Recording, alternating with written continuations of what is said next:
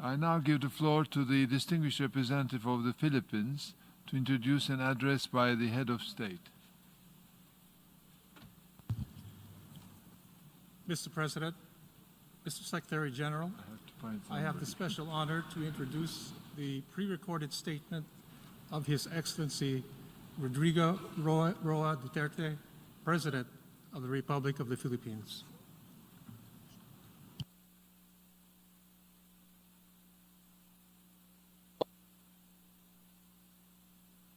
Mr. President of the United Nations General Assembly, Mr. Secretary General, Head of the State and Government, Excellencies, I am honored to address you today on behalf of the Filipino people on the 75th anniversary of the United Nations. The invisible enemy that is COVID-19 has brought about an unfamiliar global landscape and unleashed a crisis without precedent. It is the biggest test the world and the United Nations face since World War II. While the United Nations has brought relief and hope to so many countries and peoples around the world, it now finds itself saddled by a virus that has taken many lives and wrecked economies and social order. We are at a crossroads. How we address COVID-19 will define our future. For the Philippines, this means putting up all of the peoples of our United Nations at the core of this response. We will need to ask hard and fundamental questions about the vision and mission that the United Nations conceptualized 75 years ago. We need to ask ourselves whether or not we have remained true and faithful to the United Nations principles and ideas. Mr. President, in the light of the realities of the present, the Philippines grieves with all of the families all over the world who lost their loved ones to this horrible virus. We extend our heartfelt condolences. We salute all frontliners who put up their lives on the line even in countries not their own. So also do we honor and recognize the healthcare professionals who selflessly answered the call and to combat the COVID-19 pandemic despite its virulence and unknown characteristics. While each nation has its own strategy in fighting the pandemic, what the world needs are coordinated international plans and efforts to pursue a common purpose. COVID-19 knows no border, it knows no nationality, it knows no race, it knows no gender, it knows no age, it knows no creed. The Philippines values the role that the United Nations plays in its fight against the pandemic. And a middle-income country whose economic advantages have been derailed by the pandemic, we welcome the launch of the UN COVID Response and Recovery Fund. Ensuring universal access to anti-COVID-19 technologies and products is pivotal in the global pandemic recovery. The world is in the race to find safe and effective vaccine.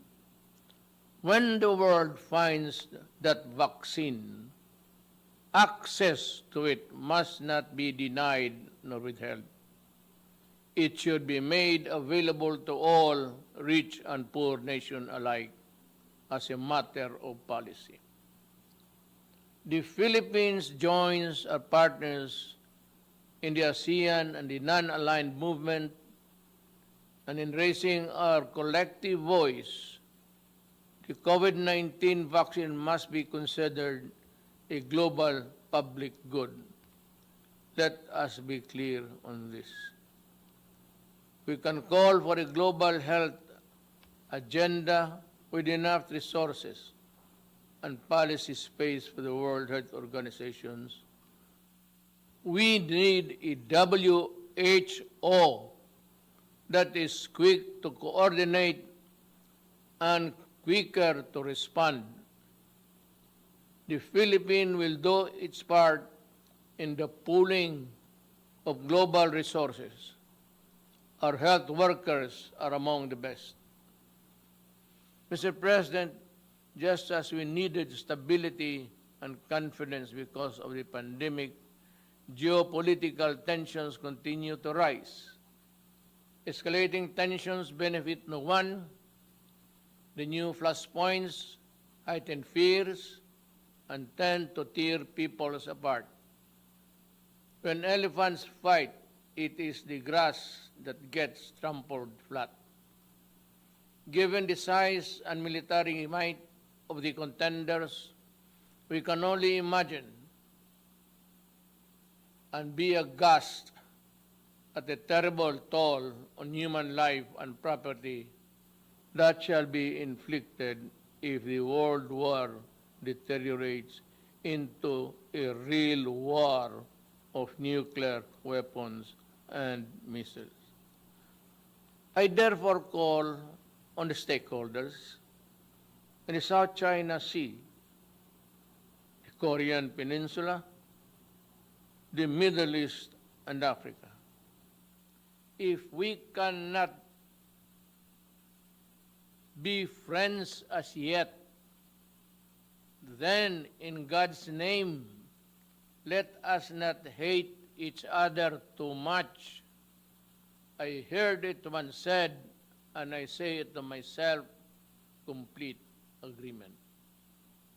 Mr. President, Filipino migrant workers have been devastated by the pandemic.